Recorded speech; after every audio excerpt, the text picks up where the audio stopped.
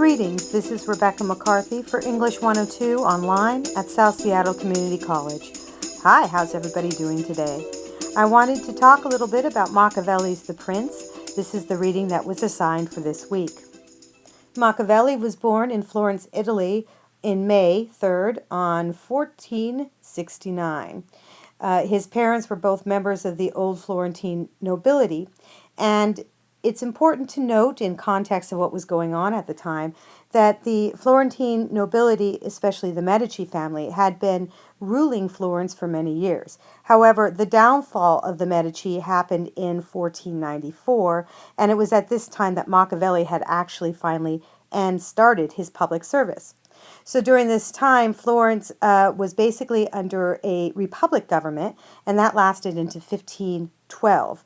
And while under the republican government, Machiavelli actually worked for the government. But in 1512, when Machiavelli lost his job, that's because the Medici had returned to power, and they started to rule Florence once again from 1512 to 1527.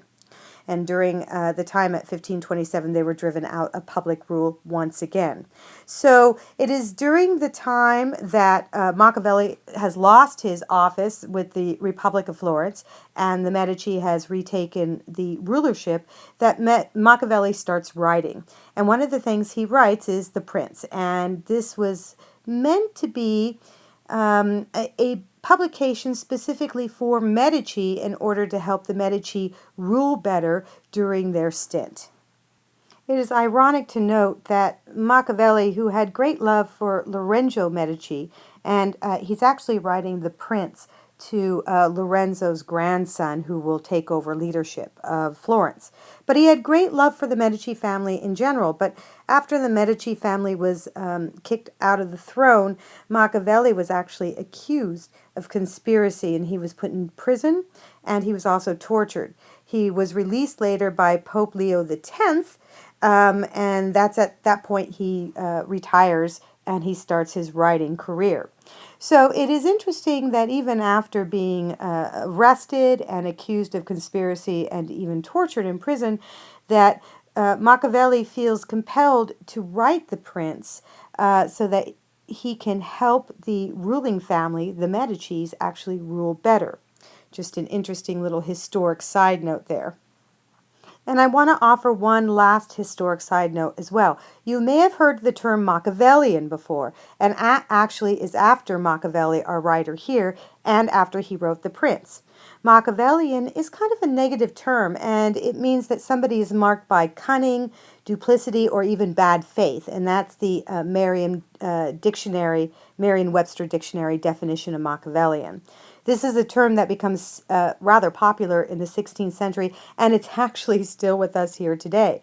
But even with that said, The Prince is such an important landmark political writing about the idea of sovereignty and also how to rule a people that pretty much every leader reads this today, even today, all the way from the 1600s to today. It's been an important piece of literature. So although there are aspects of this particular text that suggest that rulers have to be cunning and mean and offer bad faith and even occasionally be liars, the text itself has been upheld as probably being one of the most important instruction texts for any, open quote, prince, end quote, to lead a group of people. So with that said, and a little bit of background given to you about the text and also the writer, let's go on and talk a little bit about the chapters I have asked you to read this week.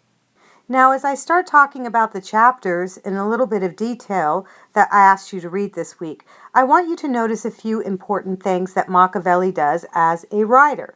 Indeed, Machiavelli is quite an excellent scholar, and one of the things he does for us is he spends a good deal of time giving us examples and definitions of all the ideas that he's presenting. He always supports his point of view by offering historic examples or quotes or something of the effect.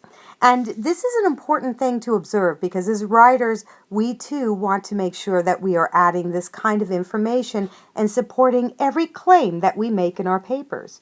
The other thing that he does, which is quite fantastic, is he spends a good amount of time defining terms and ideas that are complicated. And this is important for two reasons. One, it helps you and I as the reader try to understand what he's talking about, even when we are probably reading language that feels a bit thick and unusual to us.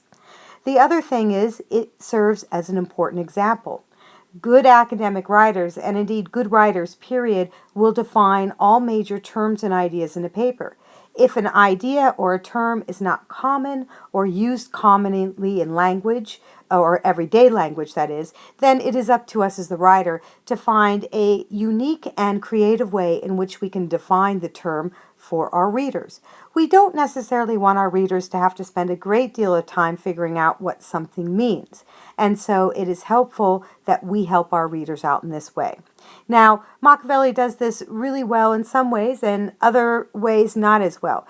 But it's not necessarily always Machiavelli. Remember, this work has been translated from Italian, and so where and how it's been translated and retranslated, that's actually some of the issue as well with this text. But let's start with chapter 1. Chapter 1 through 2 actually are quite important because they define for us some ideas and terms: principality and also republic. Since Machiavelli is interested in principalities, he gives us the definition of this term, and it's basically a state that is ruled by a prince, and a modern example might be Wales. We are given two different types of principality examples. One, a hereditary example, and a new principality. In chapter 3, Machiavelli spends a great deal of time explaining why new principalities are harder to establish and maintain than hereditary ones.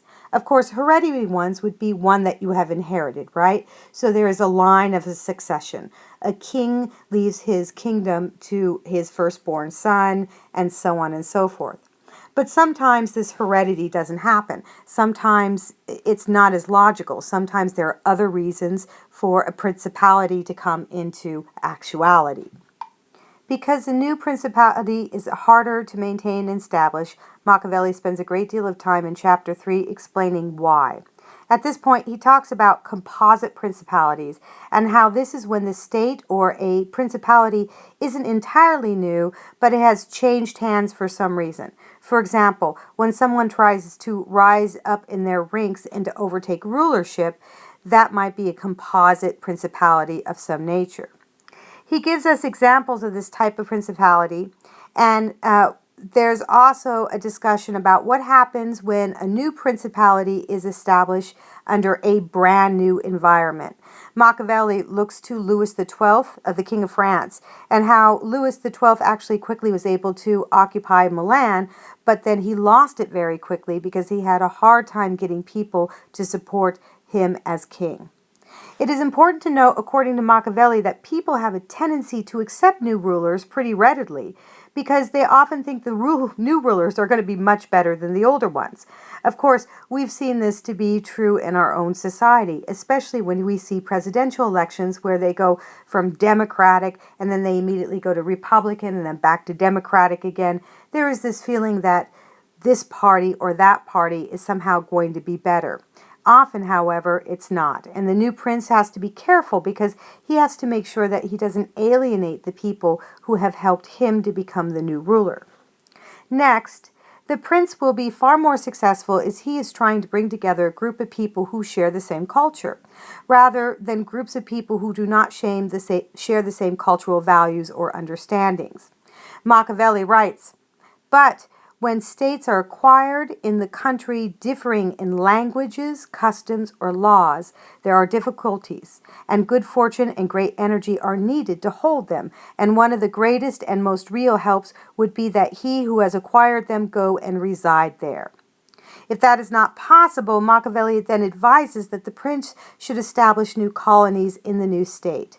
By teaching people the new culture and by incorporating aspects of their existing culture, a ruler can avoid the cost of military occupation, and he can also convince people that they have an interest in having him there. Ultimately, how can you make it so that the people feel that the new prince is in their best interest? The rest of chapter 3 tends to advise princes how to occupy the state, how to occupy neighboring states, in general, how to weaken others' strengths so that he can stay strong. And that's all I'm going to talk about in this part 1 of the podcast on the Prince. I will pick up in part 2 coming up soon, discussing chapters 8 through 10, and hopefully also the rest of the reading as well. Until then, I will see you on the discussion boards, and I hope that you have a great day. Goodbye.